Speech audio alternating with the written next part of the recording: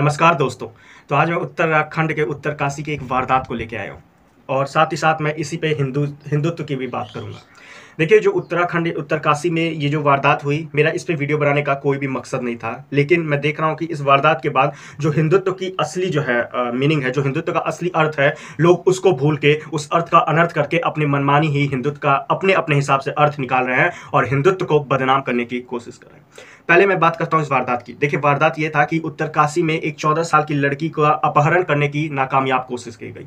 मतलब उसका अपहरण करने की कोशिश तो की गई, लेकिन नाकामयाब रहा।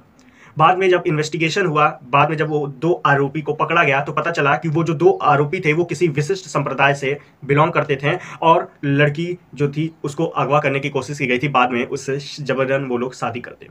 तो कुछ लोगों ने इसको एक लव जिहाद का एंगल दे दिया और वहाँ के जो स्थानीय लोग थे, जो उत्तरकाशी के स्थानीय लोग थे, उन्होंने साफ साफ ये नारा लगाया कि हम उत्तराखंड को कश्मीर बनने नहीं देंगे। उत्तराखंड में जो उत्तरकाशी में स्थानीय लोग जो एक विशिष्ट संप्रदाय से जो है ताल्लुकात रखते थे, उनके दुकानों को बंद कर दिया गया और उनको अल्टीमेटम दे दिया गया कि आप 15 जून तक इस जगह को खाली करके चली जाइए, अदरवाइज हम एक ठोस कदम उठाएंगे। ये जो इनको चेतावनी दी गई, ये सीधे सीधे इनको वहां से भगाने की चेतावनी दी गई थी, उनको मारने की चेतावनी दी गई। तो देखिए, कुछ लोगों का उत्तरकाशी में कहना है कि यहाँ पे कुछ ऐसे लोग आ गए हैं, कुछ ऐसे असामाजिक तत्व आ गए हैं जो दुगुना तिगुना चारगुना पैसे देके कहीं पे कमरे रेंट पे लेते हैं, दुकान रेंट पे लेते हैं और वो लव जिहाद का एंगल क्रिएट करते हैं और उत्तराखंड को जम्मू कश्मीर और केरल बनाना चाहते हैं। देखिए, कुछ लोगों ने ये भी कहा कि जानबूझ के ये लोग जो है ये कृत्य करते हैं, वो जो है हिंदू लड़कियों को बहलाते हैं, फुसलाते हैं और उनके साथ शादी करके लव जिहाद का एंगल क्रिएट करते हैं। देखिए, ये जो भी चीज़ है, ये कानूनी प्रक्रिया चल रही है और वो जो दो आरोपी हैं उनको गिरफ्तार कर लिया गया। लेकिन अब यहाँ बात आती है हिंदुत्व की। लोग वहाँ पे नारे लगा रहे हैं कि हमारा हिंदू खतरे में है, हमारा हिंदू धर्म खतरे में है और अगर हमें अपने हिंदुत्व को बचाना है तो हमें हिंदुत्व के रास्ते पे चलना पड़ेगा। हिंदुत्व का रास्ता मतलब हिंसा करना पड़ेगा। हिंदुत्व का रास्ता मतलब लोगों को मार के भगाना पड़ेगा। हिंदुत्व का रास्ता मतलब एक विशिष्ट धर्म संप्रदाय को मानने वाले लोगों को भगाना पड़ेगा। ये मीनिंग मेरी नहीं है, ये अर्थ वो लोग दे रहे हैं जो हिंदू के ठेकेदार बनते हैं। ये शब्द वो लोग दे रहे हैं जो हिंदू धर्म के ठेकेदार बनते हैं और कहते हैं कि हिंदू हमारा खतरे में है और हमें उसे बचाना है, हमें अपने हिंदुत्व को बचाना है। तो पहले आइए हम समझते हैं हिंदुत्व का मतलब क्या होता है। अगर आपको लगेगा कि हिंसा करना हिंदुत्व का सही मायने है, तो पहले मैं आपको समझाऊंगा कि आप सबसे बड़ी मूर्खता कर रहे हैं, नादानी कर रहे हैं। क्योंकि हिंदू मतलब होता है हिंसा को दमन करने वाला, हिंसा से दूर रहने वाला, और जो हिंसा को दमन करे, हिंसा से दूर रहे, उस व्यक्ति को हिंदू कहते हैं। महात्मा गांधी हिंदू थे। क्यों? क्योंकि वो अहिंसा के रास्ते पे चलते थे, हिंसा को दूर करते थे। जो भी व्यक्ति हिंसा के रास्ते पे ना चल के अहिंसा के रास्ते पे चलता है वो हिंदू है, क्योंकि हिंदू का मतलब ही होता है हिंसा से दूर रहना। तो जब हिंदू का मतलब होता है हिंसा से दूर रहना, हिंसा को दमन करना, तो फिर आप कैसे ये सोच सकते हैं कि हिंदुत्व का मतलब होता है हिंसा करना? हिंदुत्व का मतलब होता है हिंसक प्रहार करना। ये जो घटना हुई, ये बहुत ही गलत घटना थी, बहुत ही शर्मनाक घटना थी और दोनों आरोपियों को पकड़ लिया गया है और दोनों आरोपियों को केवल पकड़ा ही नहीं गया है, उनके ऊपर कार्रवाई भी की जा रही है। लेकिन आप किसी एक विशिष्ट मजहब के कुछ लोगों की वजह से आप पूरे मजहब को बदनाम नहीं कर सकते। वहां पे कुछ एक विशिष्ट मजहब के लोगों को भगाया जा रहा है। वहां पे जब लोगों का इंटरव्यू लिया जा रहा था तो पता चला कि एक औरत जो कि किसी विशिष्ट मजहब से ताल्लुकात रखती थी, वो 18 साल से वहां पे अपनी दुकान चला रही थी, लेकिन आज उसको मजबूरन वहां से भगा दिया गया। आज उसकी रोजी रोटी को छीन लिया गया। तो हिंदुत्व का मतलब क्या ये होता है? क्या किसी की रोजी रोटी छीन लेना ही हिंदुत्व है? जो आप लोग राम राज्य स्थापित करेंगे, राम राज्य की परिकल्पना करते हैं, राम राज्य के एक सपना लेके आगे बढ़ते हैं, क्या राम राज्य का यही मतलब है? क्या दूसरों की रोटी छीनना राम राज्य है? क्या दूसरों के घर छीनना राम राज्य है? क्या दूसरों की नौकरी छीनना, उनको रोजगार से बेरोजगार बनाना राम राज्य है?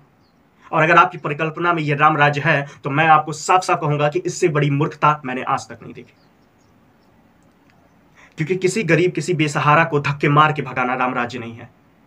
अगर आप किसी एक विशिष्ट कुछ लोगों की वजह से पूरे एक धर्म को, पूरे एक मजहब को जज करते हैं, तो मैं आपको बताता हूं, आप इतिहास में जाके देखिए ना।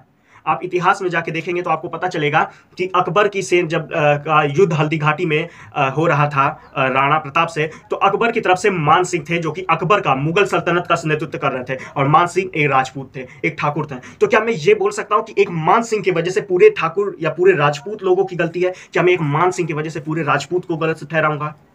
नहीं ठहरा सकता। मेरी ऐसी कोई भी मेरा अधिकार नहीं है कि मैं किसी एक विशिष्ट व्यक्ति के लिए पूरे उस समाज को, पूरे उस संप्रदाय को गलत साबित करूं। तो जब मैं एक मान सिंह की वजह से पूरे ठाकुर को, पूरे राजपूत लोगों को गलत नहीं ठहरा सकता, तो फिर कुछ व्यक्तियों की वजह से मैं उस विशिष्ट धर्म के लोगों को, उस विशिष्ट मजहब के लोगों को गलत कैसे ठहरा सकता हूं? वहां पे जो स्थानीय लोग थे वो उस विशिष्ट धर्म के लोगों को भगा रहे थे। उनका यही कहना था कि ये लोग भी कल को यही वर्क करेंगे और हमें यहां से ये लोग नहीं चाहिए, जिसकी वजह से उनके दुकानों को तोड़ा गया, उनके दुकानों से जो होल्डिंग लगी थी उसको उतारा गया, उनके दुकानों पे स्लिप चिपकाई गई जिसमें साफ साफ अल्टीमेटम, चेतावनी लिखी थी कि 15 जून तक उनको दुकान खाली करके जाना पड़ेगा। क्या यह राम राज्य है? क्या आपकी परिकल्पना में यह राम राज्य है? अरे राम राज्य तो वो है जब श्री राम ने रावण का वध किया तो अपने छोटे भाई लक्ष्मण को रावण के पास भेजा कि जाओ तुम उससे शिक्षा लो। लक्ष्मण गरम दल के नेता थे, गरम दल की तरह थे, तो लक्ष्मण ने साफ साफ कहा कि वो तो हमारा दुश्मन है, मुझसे कैसे जाकर शिक्षा लूंगा? तो श्री राम ने कहा कि दुश्मन केवल और केवल उसके अंदर बुराइयों से था, मेरा उस व्यक्ति से नहीं था। दुश्मनी उसके अंदर गलत सोच से था, उस व्यक्ति से नहीं था। मैंने उसके अंदर की गलत सोच को मार दिया, मैंने उसके अंदर की बुराई का वध कर दिया। उसके बाद तो वो भी मेरे और तुम्हारी तरह एक नॉर्मल इंसान है।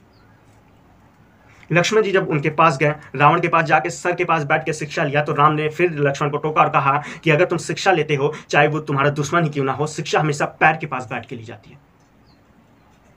और लक्ष्मण ने फिर रावण के पैर के पास बैठे और शिक्षा लिया। तो ये राम राज्य है। राम राज्य ये है कि श्री राम के पास पूरे ब्रह्मांड की शक्ति थी, उसके बाद भी उन्होंने 3 दिन तक समुद्र देवता का मंथन किया कि हमें जाने के लिए रास्ता दे दो। श्री राम चाहते तो एक बाण मारते पूरा समुद्र सूख जाता। ये है राम राज्य। तो जो राम राज्य की परिकल्पना आप लोग कर रहे हैं, वो सब परिकल्पना अपने अपने हिसाब से बनाई जा रही है, जबकि राम राज्य है नहीं, ये सब रावण राज्य। आप लोग अपने आंखों से चश्मा हटाओ और देखो, तब पता चलेगा कि वो राम राज्य नहीं, रावण राज्य है। क्योंकि किसी से किसी का घर छीनना ये राम राज्य नहीं होता है, किसी से किसी का रोटी छीनना ये हिंदुत्व नहीं होता। हिंदुत्व मतलब होता है जो हिंसा से दूर रहे। हिंदुत्व मतलब होता है कि लोगों के अंदर सहानुभूति प्रकट करे। हिंदुत्व का मतलब होता है लोगों को सपोर्ट करे, लोगों की हेल्प करे।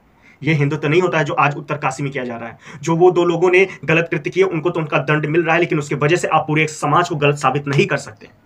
और अगर आपको किसी एक व्यक्ति की वजह से पूरे उसके धर्म को, पूरे उसके जाति को गलत साबित करना है, तो फिर मान सिंह की वजह से राजपूताना लोगों का भी अपमान होना चाहिए। तो आप सभी से हाथ जोड़ के सिर्फ यही आग्रह है कि हिंदुत्व का सही मतलब समझे, हिंदुइज्म का सही मतलब समझे, और राम जी के द्वारा जो राम जी ने अपने वाक्य दिए हैं, अगर उस पर चलना है तो उस चीज़ को समझे, और राम राज्य क्या होता है उसको समझे। राम राज्य की परिकल्पना अपने अपने हिसाब से ना करिए। राम राज्य की सिर्फ एक ही कल्पना है, जो अगर हमारा देश, हमारा भारत, राम राज्य भारत में तभी स्थापित हो जाएगा जब हम सब हिंसा से दूर रहेंगे। क्योंकि जिस दिन हम हिंसा से दूर हो जाएंगे, जिस दिन हम सबके अंदर भगवान देखने की कोशिश करेंगे, जिस दिन हम जो आरोपी है सिर्फ उसको दंड देने की प्रक्रिया करेंगे, उस दिन हमारे देश राम राज्य अपने आप बन जाएगा। धन्यवाद।